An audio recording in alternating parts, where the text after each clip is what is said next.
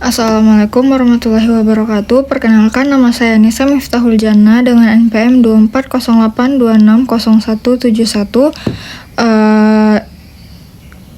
pada blok kardio. Baiklah, pada kesempatan ini saya akan mempresentasikan mengenai kor pulmonal. Pada pembahasan ini saya akan menjelaskan mengenai definisi, etiologi, faktor resiko, manifestasi klinis, patofisiologi, pemeriksaan penunjang, tata laksana, serta komplikasi dan prognosis dari kor pulmonal.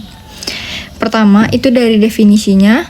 Kor pulmonal ini merupakan suatu kondisi berupa perubahan struktur dan fungsi ventrikel kanan jantung yang terjadi akibat hipertensi pulmonal yang disebabkan oleh penyakit pada paru atau pembuluh darah paru.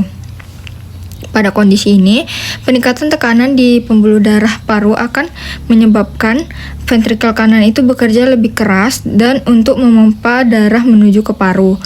Jika berlangsung terus-menerus, ventrikel kanan ini dapat mengalami hipertrofi, kemudian dilatasi, dan pada akhirnya akan menyebabkan gagal jantung kanan.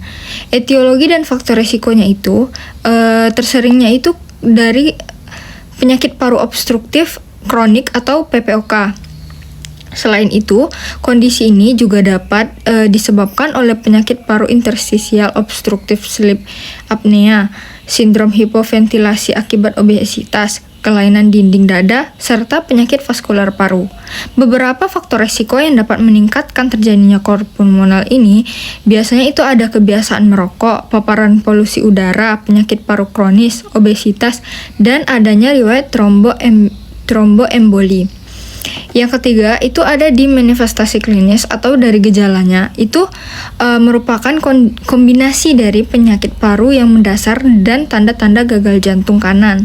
Gejala yang tersering itu ada di sesak nafas, mudah lelah, batuk kronis, serta penurunan toleransi terhadap aktivitas. Pada kondisi yang lebih lanjut, dapat ditemukan sianosis, peningkatan tekanan vena jugularis, edema tungkai, hepatomegali, dan asites. Pada pemeriksaan jantung, dapat ditemukan peningkatannya bunyi P2, parasternal heave, serta murmur akibat regurgitasi trikuspid. Setelah itu, saya akan menjelaskan patofisiologinya. Itu biasanya dimulai dari adanya penyakit paru kronis yang menyebabkan hipoksia alveolar. Hipoksia kronis ini dapat menyebabkan vasokonstriksi pembuluh darah paru dan dalam jangka panjang menyebabkan remodeling pembuluh darah paru. Akibatnya resistensi vaskular pulmonal meningkat dan terjadinya hipertensi pulmonal.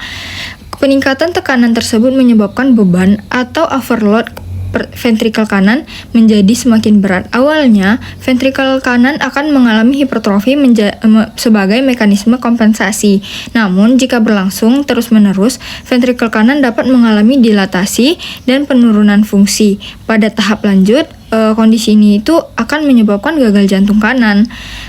Dari pemeriksaan penunjangnya, itu biasanya dapat dilakukan beberapa pemeriksaan seperti analisis gas darah, EKG, fototoraks, ekokardiografi, dan spirometri.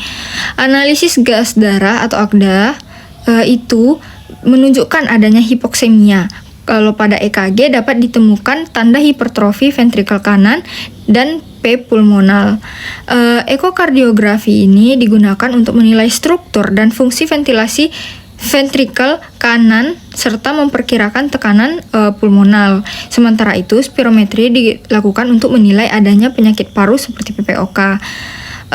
Setelah itu, untuk tata laksananya, prinsip tata laksana kor pulmonal ini adalah mengatasi penyakit dasar dan memperbaiki kondisi hipoksemia. Terapi yang dapat berupa pemberian oksigen sesuai indikasi, bronkodilator atau pada pasien PPOK, dan CPAP pada pasien dengan obstruktif sleep apnea. Diuretik dapat diberikan untuk mengatasi resistensi cairan dan edema akibat gagal jantung kanan.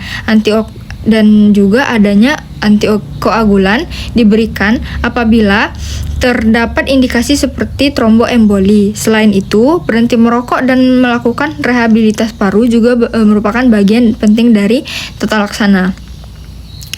Dan yang terakhir itu ada komplikasi dan prognosis. Untuk komplikasinya sendiri itu bisa terjadinya gagal jantung kanan, edema, hepatomegali, asites, aritmia, dan gagal napas. Untuk prognosisnya, pasien bergantung pada penyakit yang mendasarinya, derajat hipertensi pulmonal, dan juga fungsi ventrikel kanan. Semakin berat hipertensi pulmonal dan disfungsi ventrikel kanan, maka prognosisnya akan semakin memburuk.